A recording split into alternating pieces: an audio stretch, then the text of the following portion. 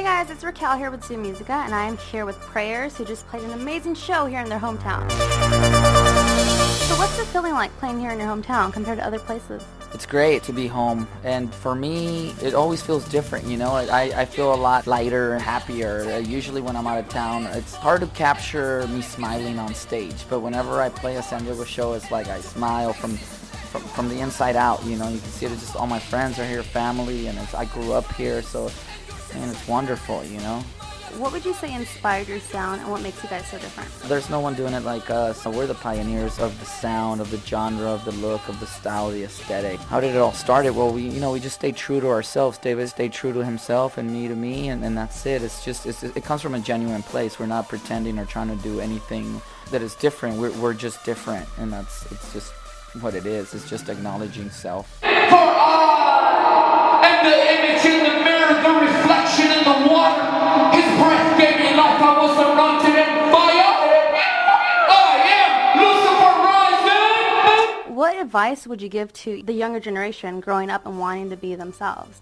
You know, you learn to fight fire with fire. So I don't want to quote Lady Gaga, but I was born this way. You know, I really was. I've been like this since I can remember. I grew up listening to this type of music, and I grew up in a Chicano neighborhood, and I a gangbanger, and I went to a white school, and there's where most of my influence came from. You know, the sound resonated with me, and I just stayed true to it. I always, wanted to be in a band ever since I could remember, but, you know, it wasn't something that I could access at the time just because of my environment until, you know, I got the courage to just say fuck it and just pursue it. You describe Dave as your spirit brother. What would you say that makes you guys spirit brothers? You know, the connection between David and I it's really strong, really unique, and I have never experienced that with any male or female. You know, when David and I met, there was an instant connection.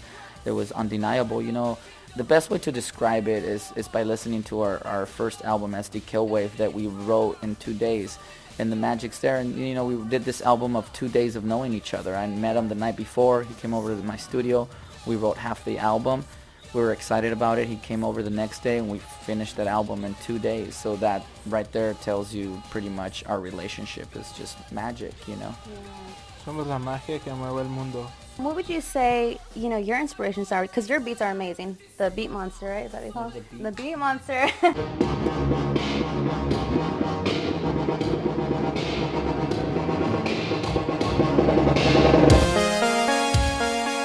What would you say is your inspirations? Life, Yeah. pretty much. Yeah, and you guys apparently like click really well together.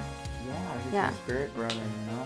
I think in life we have our blood brothers, our real brothers, those that we choose, and then there's deeper than that, which is my spirit brother, you know? The connection is real.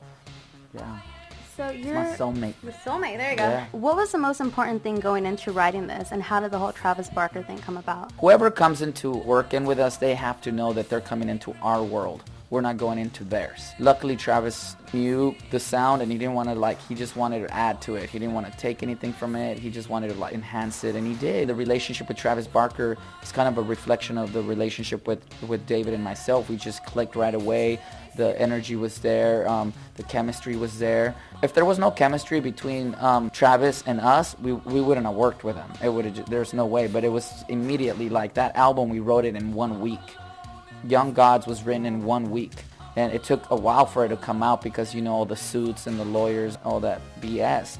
But the album itself was in 1 day. We went in the first day of meeting each other, and we wrote Young Gods, in an hour. Wow. So you're not allowed to, you know, travel outside the country and stuff, No. right? Do you have any places in mind, for when and if your record? Can you talk about that a little bit? Well, there's a lot of places that want us, like London. You know, they've been reaching out to us a lot. You know, Germany, Mexico, even, you know, Canada. But a lot of these places I can't go to because I am a gang member. I am, you know, a convicted felon. I have 2 strikes. I've been trying to work on getting my record expunged. It's not like we're trying to go out there just because. It's like the people want us there. So, you know, we're in a sense, we're like vampires, and if we're not invited, then we don't show up. So I saw another interview with you, and they asked you what's next, and you said playing till the wheels came off and getting your point across. What would you say your main point is that you would like to get across? Prayers represents empowerment. We came here to empower people. We didn't came here to take anything from anyone. We came here to give, and in the process, we're going to break stereotypes, and that's what our music represents.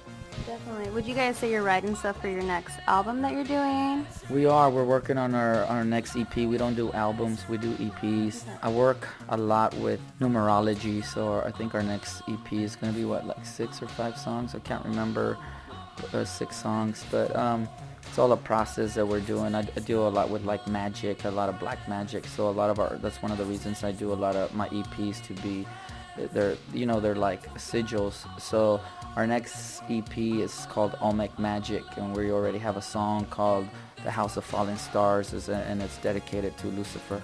What's the story behind having your knife out? Which makes it, really cool. But Well, this one- we're SD Killwave, My knife is an extension of who I am. It's helped me a lot. It saved my life. And it's also letting people know, once you pull out a knife or the shirt comes off, it's like you're ready for business, Everything you love about yourself within me, look upon me, and you shall see everything you hate about yourself within me. It's like my wand, you know what I'm saying? It's my magician's wand. It's just an extension of who I am, of my personality, Well, you guys definitely did amazing. I'm really excited to see what you guys have going on next. And thank you so much for your time. Do you have any last words? Oh yeah, believe in yourself and rise above the rest. Oh. Viva la raza. Thank you guys so much for watching. Thank you to Prayers.